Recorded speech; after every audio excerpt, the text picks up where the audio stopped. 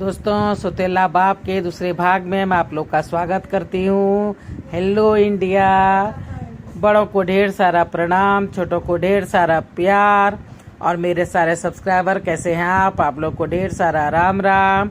Welcome back to my YouTube channel Simi की diary में आप लोग का ढेर सारा स्वागत है। गणपति बप्पा मोरिया। दोस्तों, जैसा कि आप लोग जानते हैं कि मैंने बहुत सारी हिंदी कहानियां लिखी है, उसमें से संसार के ताने बाने से एक कहानियां सौतेला बाप का पहला पार्ट अभी कुछ देर पहले आप लोगों के समक्ष रखा है, और अब दूसरा पार्ट जो है सौतेला बाप का आप लोगों के समक्ष रखने जा रही हूँ। अभी तक आप लोगों ने देखा कि जया और उसकी मम्मी अन्नू जो है सो अकेले इस बड़े शहर में रहती है। उसकी मम्मी जो है सो नौकरी करती है। जया जब पेट में ही थी तो उसके पापा की डेथ हो गई थी, और डेथ होने के बाद जो है सो उसकी मम्मी ने जॉब किया और दो बार शादी की, जिसके कारण से सारे रिश्ते नाते टूट चुके हैं, और दोनों माँ बेटी अकेले ही इस बड़े शहर में रहती है।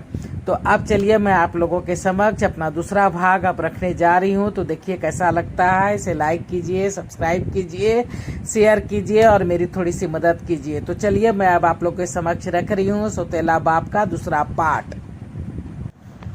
3 महीने बाद स्कूल में। अरे आभा, क्या हुआ? बहुत दिनों के बाद देखा, स्कूल क्यों नहीं आ रही थी? मेरी मम्मी मर गई इसलिए, बोल करके आभा जो है सो फुट फुट के रोने लगी। क्या? कैसे? वो बाबू आने वाला था ना, उसी में। क्या? जया बिल्कुल डर गई। हम लोग गांव चले गए थे, परसों ही आई हूँ। अब तुम अकेले घर में कैसे रहोगी? दादी आई है साथ में। पापा तो ऑफिस चले जाते हैं, दादाजी नहीं हैं, तो दादी जो है सो चाचा के पास रहती थी, अब हमारे साथ रहेगी।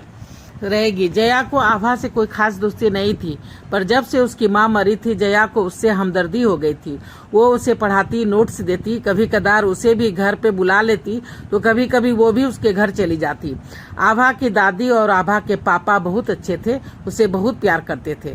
जया बहुत ही घुल मिल गई थी। 1-2 साल में ही दोनों परिवार में काफी दोस्ती हो गई थी।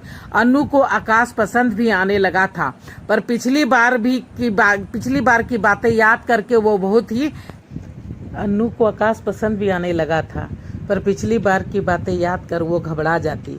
उसने भी मन ही मन सोच लिया था कि अब शादी की गलती नहीं करूंगी। समय बीतता जा रहा था। इसी बीच आभा की दादी भी चल बसी थी। अब आभा और उसके डैड फिर से अकेले रह गए थे। कभी बुआ, कभी चाची, कभी मौसी आती और 2-4 दिन में ही परेशान होकर चले जाती। अब सब ने आकाश को फिर से दूसरी शादी कर लो ऐसा सलाह सभी देने लगे थे। एक दिन जया ने हिम्मत कर बातें कर ही ली थी। अंकल, आप मेरे डैड बनोगे क्या? आकाश बिल्कुल अकबका गया। मतलब यही कि आपको आभा की कसम खानी होगी और मम्मी को मेरी, कि आप दोनों हम दोनों से एक जैसा ही प्यार करेंगे, और हमारा कोई भी तीसरा भाई या बहन नहीं होगा, क्योंकि उसमें मम्मी के मरने का खतरा है। तो मैं आपको अपना सौतेला बाप बनाने के लिए तैयार हूँ। जया की बातें सुन आकाश की आंखें छलछला आई। मेरी बच्ची। आकाश उसे सीने से लगा लिया।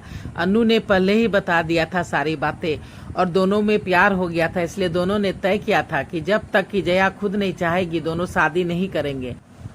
आकाश बोलता है, बेटा, बाप होता है, सौतेला और सगा नहीं। मैं अपनी बेटी, अपनी मरी हुई पत्नी, अपनी मरी हुई माँ और भगवान को साक्षी मानकर कसम खाता हूँ कि तुम दोनों को दुनिया की सारी खुशियाँ दूंगा, अपनी दोनों आंखें समझूंगा। जया खुश हो गई। तब ठीक है, आपके पास अपना घर भी है और नौकरी भी। माँ नौकरी नहीं छोड़ेगी। हाँ, ये बार घर बदलने के झंझट से मुक्ति जरूर मिल जाएगी। अंकल नहीं, डैड कहो। ठीक कहा डैड। दोनों हंस पड़े। एक सप्ताह के अंदर ही अन्नू और आकाश ने कोर्ट मैरिज कर लिया था। आभा और जया ने भी 12 पास कर लिया था। अब दोनों का एडमिशन कॉलेज में हो गया था। आकाश दोनों बेटी को कॉलेज छोड़ता, फिर बीबी को ऑफिस छोड़ता, तब कहीं जाके अपना ऑफिस पहुंचता। इन सब में 1 घंटा निकल जाता, पर सभी खुश थे, इसे एंजॉय करते और लॉन्ग ड्राइव का नाम देते। देखिए दोस्तों, सौतेला बाप का दूसरा भाग खत्म हो गया। अब ये मेरी हिंदी कहानी आप लोग को कैसा लगता है? पहली बार चैनल पे आए तो सब्सक्राइब कीजिए, लाइक कीजिए, शेयर कीजिए। अब मैं अपनी वाणी को यहीं पे विराम देना चाहती हूँ। जय भोलेनाथ, हर हर महादेव।